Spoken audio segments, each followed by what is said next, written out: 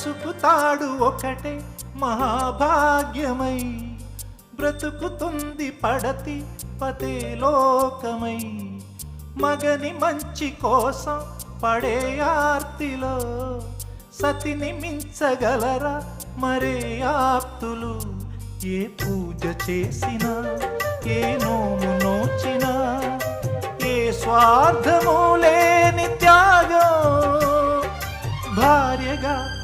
రూపమే పొందగా అపురూపమైనదమ్మ ఆడజన్మ ఆ జన్మకు పరిపూర్ణత ఇల్లాలమ్మా